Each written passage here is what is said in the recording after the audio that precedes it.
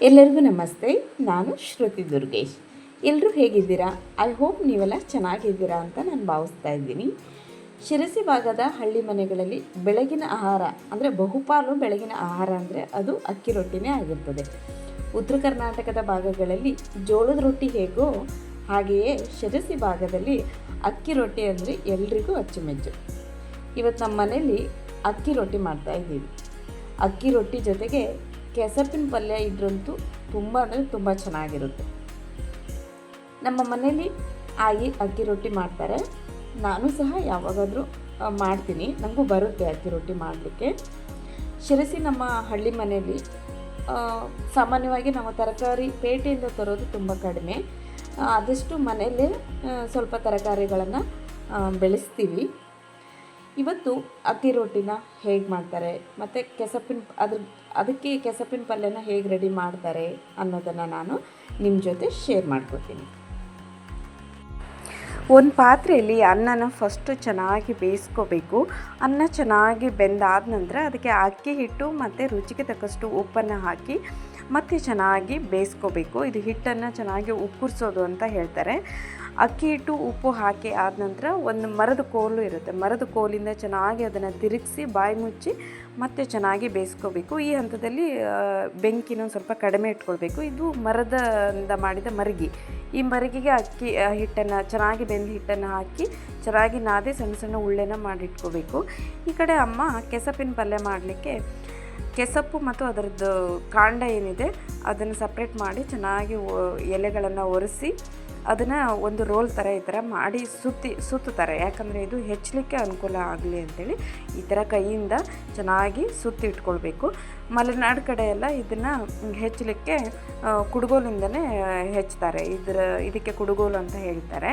ಈ ಕುಡುಗೋಲಿಂದ ಚೆನ್ನಾಗಿ ಸೊಪ್ಪನ್ನು ಕೊರಿಯೋದು, ಸೊಪ್ಪು ತುಂಬ ಅಂದರೆ ತುಂಬ ಸಣ್ಣಕ್ಕೆ ಕೊರಿಯೋದು ಅಂತ ಹೇಳ್ತಾರೆ. ಈ ಥರ ಸೊಪ್ಪನ್ನು ಸಣ್ಣಗೆ ಕೊರೆದಿರುವಂತಹ ಸೊಪ್ಪನ್ನು ಒಂದು ಕುಕ್ಕರಿಗೆ ಹಾಕಿ ಸ್ವಲ್ಪ ನೀರನ್ನು ಹಾಕಿ ಒಂದು 4-5 ವಿಸಿಲನ್ನು ಮಾಡ್ಕೊಳ್ಬೇಕು. ಕೆಸಪ್ಪು ಬೇಗ ಬೇಯೋದಿಲ್ಲ, ಇದು ಬೇಯಲಿಕ್ಕೆ ಟೈಮ್ ತಗೊಳ್ತದೆ. 4-5 ವಿಸಿಲ್ ಮಾಡ್ಕೊಳ್ಬೇಕು. ಈ ಕಡೆ ಅಕ್ಕಿ ರೊಟ್ಟಿ ಮಾಡಲಿಕ್ಕೆ ರೊಟ್ಟಿ ಮಷಿನ್ನಿಂದ ಮಾಡೋದು. ರೊಟ್ಟಿ ಮಷಿನ್ ಕೆಳಗಡೆ ಈ ಥರ ಪ್ಲ್ಯಾಸ್ಟಿಕ್ ಪೇಪರ್ ಇರ್ತದೆ.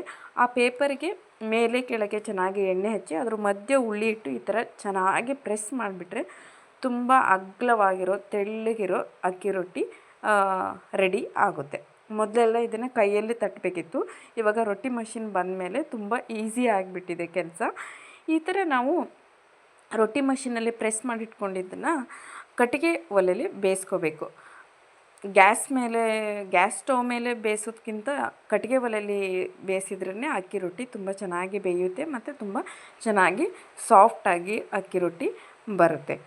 ಇವತ್ತು ಅಕ್ಕಿ ರೊಟ್ಟಿ ತುಂಬ ಚೆನ್ನಾಗಿ ಬಂದಿತ್ತು. ಮೊದಲೆಲ್ಲ ಇದನ್ನು ಅಂದರೆ ನಾನು ಹೇಳಿದ್ನಲ್ಲ ಕೈಯಲ್ಲೇ ಮಾಡ್ತಾಯಿದ್ರು ಮತ್ತು ಬೀಸಣಿಗೆಯಲ್ಲೇ ಅಕ್ಕಿನ ಬೀಸ್ಕೊತಾಯಿದ್ರು. ಇವಾಗೆಲ್ಲ ಮಿಲ್ಲಿಂದ ಅಕ್ಕಿನ ಹಿಟ್ಟು ಮಾಡಿಸ್ಕೊಂಡು ಮಾಡ್ತಾರೆ. ಈ ಕಡೆ ಒಂದು 5 ವಿಸಿಲ್ ಆಗಿದೆ, ಸೊಪ್ಪು ಚೆನ್ನಾಗಿ ಬೆಂದಿದೆ. ಅದಕ್ಕೆ ಈರುಳ್ಳಿ ಬೆಳ್ಳುಳ್ಳಿ ಮನೆಯಲ್ಲೇ ಇರುವ ಮುಗಿಲು ಮೆಣಸನ್ನು ಕುಟಾಣಿಯಲ್ಲಿ ಕುಟ್ಟಿ ಹಾಕಬೇಕು ಮತ್ತು ರುಚಿಗೆ ತಕ್ಕಷ್ಟು ಉಪ್ಪು ಹಾಕಬೇಕು. ಸ್ವಲ್ಪ ಹುಣಸೆ ಹುಳಿನ ಹಾಕಿ ಮತ್ತೆ ಒಂದು 5-10 ನಿಮಿಷ ಚೆನ್ನಾಗಿ ಅದು ಬೇಯಬೇಕು. ಈಗ ಅಕ್ಕಿ ರೊಟ್ಟಿ ಜೊತೆ ಕೆಸಪ್ಪಿನ ಪಲ್ಯ ರೆಡಿಯಾಗಿದೆ. ಕಾಂಬಿನೇಷನ್ ತುಂಬ ಅಂದರೆ ತುಂಬ ಚೆನ್ನಾಗಿ ಬಂದಿತ್ತು. ಇವತ್ತು ರಾತ್ರಿ ನೆನೆಸಿಟ್ಟ ಡ್ರೈ ಫ್ರೂಟ್ಸ್ಗೆ ಸ್ವಲ್ಪ 1-2 ಖರ್ಜೂರ ಮತ್ತು ಒಣ ದ್ರಾಕ್ಷಿನ ತೊಳೆದು ಹಾಕಿ ರುಬ್ಬಿದ್ದು, ಅದೇ ಸಿಹಿ ಸಾಕಾಯಿತು ಪುಟ್ಟಿಗೆ. ಮತ್ತು ಅದಕ್ಕೆ ಒಂದು ಸ್ವಲ್ಪ ಹಾಲನ್ನು ಆ್ಯಡ್ ಮಾಡಿ ತಿನ್ನಿಸಿದೆ. ಡೈಲಿ ತಿನ್ನೋದಕ್ಕಿಂತ ಇವತ್ತೊಂದು ಸ್ವಲ್ಪ ಜಾಸ್ತಿನೇ ತಿಂದಳು. ಡೈಲಿ ಒಂದು 2-3 ಸ್ಪೂನ್ ತಿಂದಿರ್ತಿದ್ಲು, ಬಟ್ ಇವತ್ತು ಒಂದು 4-5 ಸ್ಪೂನು ತಿಂದಿದ್ದಾಳೆ.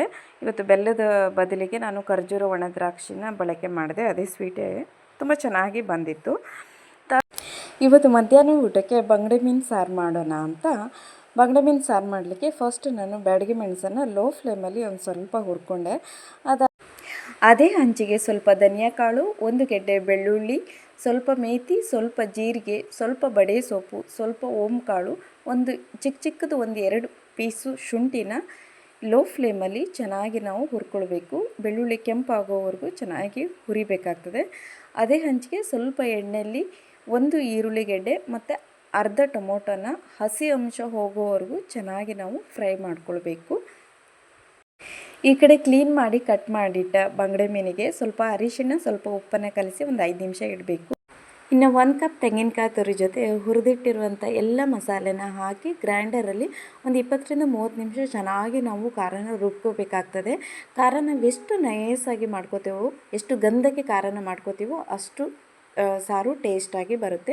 ಅದಾದ ನಂತರ ಹಸಿ ಬೇವಿನ ಸೊಪ್ಪನ್ನು ಸಾರು ಕುದಿ ಬಂದಾದಮೇಲೆ ಸಾರಿನ ಮೇಲ್ಗಡೆ ಹಾಕಿದರೆ ಫ್ಲೇವರು ತುಂಬ ಅಂದರೆ ತುಂಬ ಚೆನ್ನಾಗಿರುತ್ತೆ.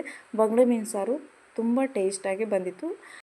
ಇದು ಇವತ್ತಿನ ಕತೆ. ನಾನು ಸಿಗ್ತೀನಿ ಮುಂದಿನ ವಿಡಿಯೋದಲ್ಲಿ. ನಿಮಗೆ ಈ ವಿಡಿಯೋ ಇಷ್ಟ ಆದರೆ ಲೈಕ್ ಮಾಡಿ, ನನ್ನ ಚಾನಲ್ಗೆ ಸಬ್ಸ್ಕ್ರೈಬ್ ಆಗೋದ್ರ ಮೂಲಕ ನನಗೆ ಸಪೋರ್ಟ್ ಮಾಡಿ.